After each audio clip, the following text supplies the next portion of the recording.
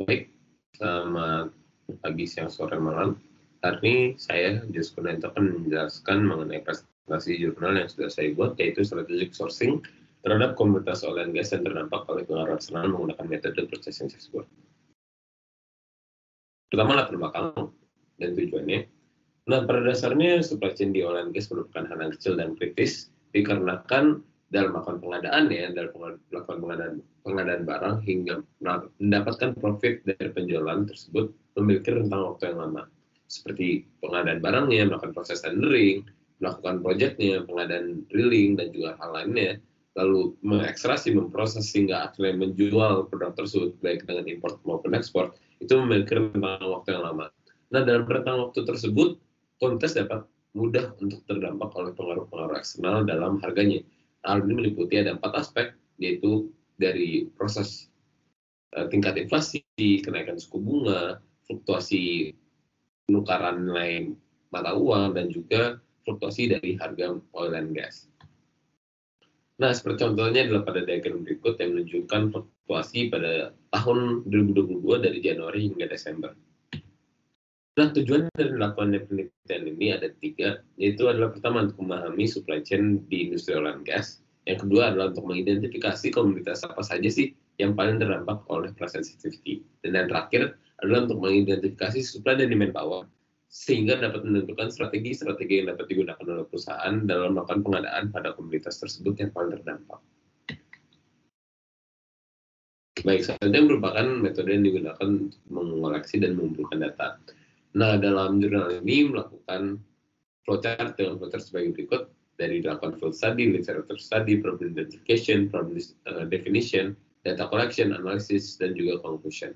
Di mana di sini ada 4 komunitas yang melakukan sebagai pembatasan dalam melakukan penelitian ini, yaitu ada observational drilling service, directorial transport service, pulp material, dan juga fixed wind charter services. Di mana masing-masing komunitas ini merepresentasikan dari keempat komunitas yang dimiliki, subgroup yang dimiliki oleh perusahaan. Nah, pertama adalah menentukan batasan-batasan tersebut dilakukan sebuah kuesioner terhadap semua komunitas yang dimiliki oleh perusahaan. Di mana kuesioner ini merupakan kuesioner yes or no, apakah komunitas tersebut terdampak oleh price sensitivity, yaitu tingkat inflasi, tingkat suku bunga, fluktuasi dari penukaran nilai mata uang, dan juga fluktuasi dari harga oil and gas. Nah, sehingga akhirnya didapati komunitas yang terdampak ada on-service service, directorial transport service, pakan material, dan fixed wind charter service. Nah, untuk penerapan strateginya yang dilakukan juga dengan diskusi dari pegawai-pegawai yang ada di perusahaan tersebut menggunakan 64 strategi yang ada di purchasing dashboard sebagai berikut. Nah, dalam melakukan strategi dari sourcing method itu dilakukan menggunakan purchasing dashboard, di mana diberikan kuesioner bagi pegawai-pegawai yang bertanggung jawab terhadap pengadaan tersebut mengenai posisi dari supply dan demand power-nya. Nah, yang di kiri ini merupakan demand power yang dimiliki pada komunitas tersebut, dan yang di kanan adalah supply power yang dimiliki pada komunitas tersebut. Di mana di sini pada hasil akhir dari kuesioner ini akan dilakukan rata-rata pada masing-masing supply dan demand power yang akan menentukan matriks tempat di posisi mana sih komunitas tersebut terdapat pada supply and demand power. Baik, selanjutnya merupakan analisis dan results. Pertama, berdasarkan hasil kuesioner dengan 24 komunitas pada komunitas project, 85 komunitas yang ada di subgroup drilling, 71 yang ada di komunitas subgroup operations and maintenance, dan 57 komunitas yang terdapat di subgroup common pool, di mana di sini menunjukkan tabel-tabel presentasi dari komunitas yang terdampak oleh price sensitivity tersebut, yaitu inflation, interest rate, exchange rate, dan oil and gas price. Nah, ini merupakan hasil dari kuesioner yang menunjukkan penempatan dan posisi dari masing-masing komunitas dengan masing-masing skornya, supply dan demand power-nya yang berada di bawah. Dan untuk sourcing metodenya, untuk transport service adalah disarankan untuk leveraging competition among suppliers dan lain-lainnya. Nah, ini merupakan applicable strategi yang apa saja yang bisa digunakan oleh perusahaan. Pertama adalah ada RFP proses, request for information dan request for proposal, di mana kita memberikan informasi dan spesifikasi yang kita inginkan untuk komunitas-komunitas yang ingin kita lakukan tendering. Yang kedua itu price benchmarking, di mana kita melakukan benchmark harga dengan komputer-komputer lainnya. Visible process organization, di mana kita mendata dan menganalisis jumlah utilisasi dari komunitas dan komunitas yang kita gunakan. Yang terakhir adalah untuk purpose analysis, yaitu adalah kita menganalisa dengan melakukan ekstrapolasi dan juga forecasting terhadap biaya-biaya pada komunitas tersebut, seperti misalkan kenaikan harga dari kita pemberian pada pegawai pekerja, fluktuasi dari bahan bakar, dan lain-lainnya. Dasarnya untuk value based sourcing adalah kita melakukan sourcing yang tidak terbatas dengan apa yang kita miliki saat ini, tetapi kita memberikan peluang kepada supplier-supplier dari layanan yang lainnya, asalkan kita memenuhi tujuan utama dari melakukannya pengadaan tersebut. Kemudian untuk product benchmarking adalah kita melakukan perbandingan harga dengan produk-produk yang sejenis dengan menggunakan material yang sama. Nah, hal ini digunakan pada produk-produk yang sangat spesifik, seperti contohnya adalah pada pakaian material, yaitu spesifik hanya menggunakan material untuk API 5L, di mana kita bisa membandingkan dengan komunitas lainnya yang menggunakan material tersebut. Selanjutnya adalah untuk bandingan cross sites, di mana pada komunitas ini kita menggabungkan masing-masing site atau aset yang kita miliki untuk komunitas tersebut agar meningkatkan contract value sehingga dapat lebih menarik kepada calon-calon supplier.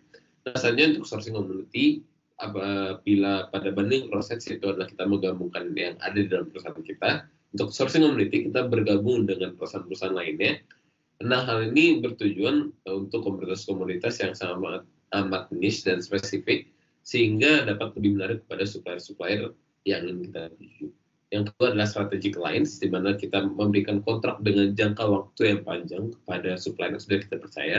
Nah, hal ini adalah untuk men-secure supplier yang kita inginkan, dan kita juga mendapatkan harga yang baik pada kontrak tersebut. Dan yang terakhir adalah collaborative cost reduction, adalah pada strategi ini, tidak semua aspek biaya itu di cover oleh pemenang tender, tetapi juga kita memberikan bantuan seperti contohnya pada fixed charter service ini, adalah kita memberikan bantuan misalkan untuk biaya bahan bakar itu ditanggung oleh perusahaan yang melakukan tender dan lain-lain. Next adalah hasil dari penerapan strategi-strategi tadi, di mana di sini terdapat dua perbedaan pada dua komunitas, yaitu pada door-to-door transport service dan fixed charter service, di mana diprediksi pada kedua komunitas tersebut terdapat pengurangan dari supply dan demand power. Nah, akan tetapi pada dua komunitas lainnya itu adalah pada unsur directional drilling service dan pengelolaan material, diprediksi tidak berubah pada supply dan demand power. Nah, kenapa demikian? Hal ini disebabkan pada unsur directional drilling service untuk alat ini hanya terdapat kurang dari 4 supplier yang ada di Asia.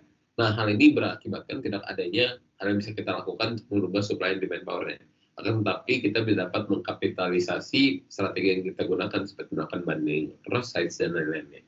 Nah, paparan material ini dibatasi oleh peraturan pemerintah, di mana untuk komunitas ini dengan material API 5L itu hanya diperbolehkan untuk melakukan tendering kepada perusahaan-perusahaan yang terdaftar di Indonesia, yaitu hanya berjumlah 3 perusahaan.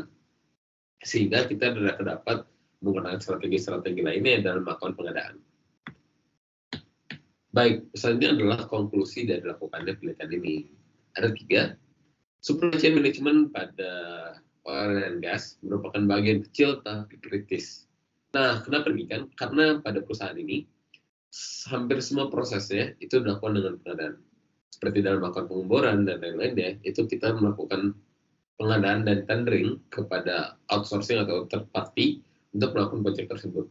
Sehingga ini merupakan bagian yang kecil, akan tetapi sangat kritis bagi perusahaan. Selanjutnya adalah komunitas dapat berdampak secara positif maupun negatif akibat dampak-dampak eksternal. Dan yang terakhir, supply dan demand power dapat tidak berubah meskipun dengan penerapan strategi dan optimasi.